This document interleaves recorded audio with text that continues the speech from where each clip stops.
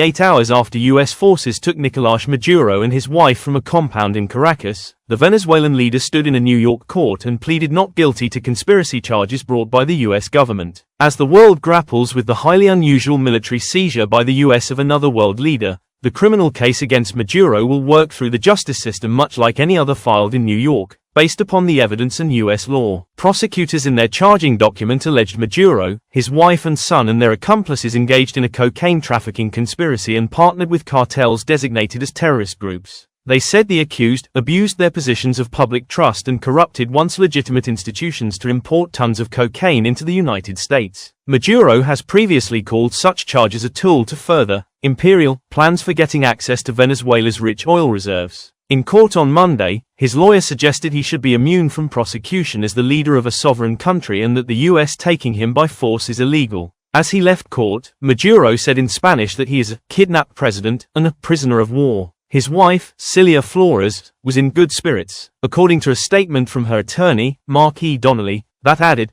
"We look forward to reviewing and challenging the evidence the government has." She also pleaded not guilty. In the 25-page indictment, U.S. prosecutors laid out a case that allegedly began in 1999, when Maduro was first elected to public office, saying he, Flores, his son Nicolás Ernesto Maduro Guerra, and 3 others participated in a relentless campaign of cocaine trafficking. The current and former interior ministers for Venezuela who oversaw the country's police forces, Diosdado Cabello Rondon and Ramon Rodriguez Chasson, have also been charged, as has Hector Rusthenford Guerrero Flores, an alleged gang leader of Tren de Aragua. The U.S. is offering rewards for information leading to the arrests of Cabello Rondon and Guerrero Flores, who was charged in New York in December with racketeering, drug importation and other crimes. After the U.S. raid, Cabello Rondon appeared on television in Venezuela urging residents to trust in our leadership, trust in our military and political leaders during the situation we are facing. Altogether, the 6 people face 4 counts, including engaging in a narco-conspiracy with designated terrorist groups, conspiring to traffic cocaine into the U.S., and possessing and using illegal weapons, primarily machine guns, to carry out the alleged conspiracy. The indictment accuses them of working with the FARC, or Revolutionary Armed Forces of Colombia, the Sinaloa and Zetas cartels, and Tren de Aragua. The U.S. government designated them all terrorist groups in February 2025. Prosecutors allege the accused provided law enforcement cover and logistical support for drug shipments through Venezuela, knowing they were headed for the U.S. Before becoming president, the U.S. government says, Maduro provided passports to drug traffickers and facilitated diplomatic cover for planes used by money launderers to repatriate drug proceeds from Mexico to Venezuela. After taking office in 2013, he allegedly allowed the drug trade to flourish for his own benefit, for the benefit of members of his ruling regime, and for the benefit of his family members. Prosecutors allege his wife, who was leader of Venezuela's National Assembly, accepted hundreds of thousands of dollars in bribes, including as kickbacks for safe passage of drug shipments, as well. The couple allegedly commandeered state-sponsored gangs and ordered kidnappings, beatings, and murders against those who owed them drug money or otherwise undermined their drug trafficking operation. Meanwhile, prosecutors accuse Cabello Rondon of working with Colombian drug traffickers to facilitate massive cocaine shipments to Mexico and ultimately the U.S. Rodriguez Chasson allegedly maintained an estate that housed a FARC encampment and training school and is accused of accepting bribes from the group to shield it from arrest and prosecution.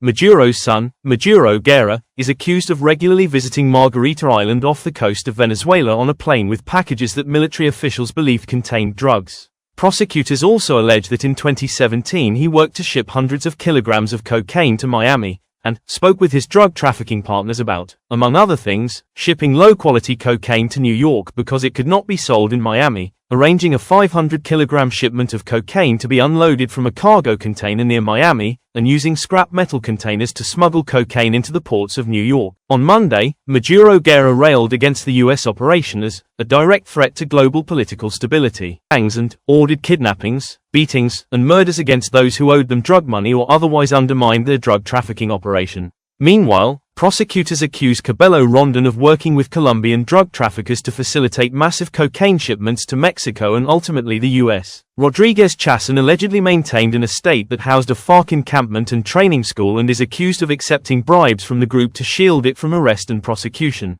Maduro's son, Maduro Guerra, is accused of regularly visiting Margarita Island off the coast of Venezuela on a plane with packages that military officials believed contained drugs. Prosecutors also allege that in 2017 he worked to ship hundreds of kilograms of cocaine to Miami, and spoke with his drug trafficking partners about, among other things, shipping low-quality cocaine to New York because it could not be sold in Miami, arranging a 500-kilogram shipment of cocaine to be unloaded from a cargo container near Miami, and using scrap metal containers to smuggle cocaine into the ports of New York. On Monday, Maduro railed against the U.S. operation as a direct threat to global political stability.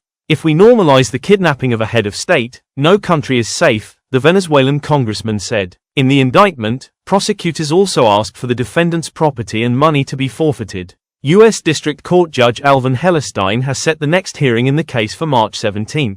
It's difficult to assess the legal merits of the case against Maduro because the indictment does not include what evidence prosecutors have against him, said defense attorney and former federal prosecutor Sarah Krisoff. Generally, in international narcotics trafficking indictments, or charging documents, there are a lot of conclusions and not a lot of specificity, said Krisoff, who worked for over a decade in the court where Maduro is being tried. The document does not technically have to detail what evidence prosecutors have against the defendant, and for large-scale drug trafficking cases like this, much of that evidence is confidential or classified, she said. Krisoff expects parts of the trial to be closed to the press and the public, and that defense attorneys will have to get security clearances and review some of the material in highly secured areas the government uses for handling classified intelligence. In their case against Maduro, prosecutors have a real advantage, because they've been building the case over a decade, she added. Several legal experts interviewed by the BBC, including Milena Stereo of the Cleveland State University College of Law, believe the U.S. operation to bring Maduro to New York violated the UN Charter and other international law. But now that Maduro is in the United States, it's almost certainly legal under U.S. domestic law for him to stand trial, Stereo said. Our courts have long recognized that for a defendant, even if they are kidnapped or abducted or forcibly brought to the U.S., that is not grounds for tossing out the case, she said.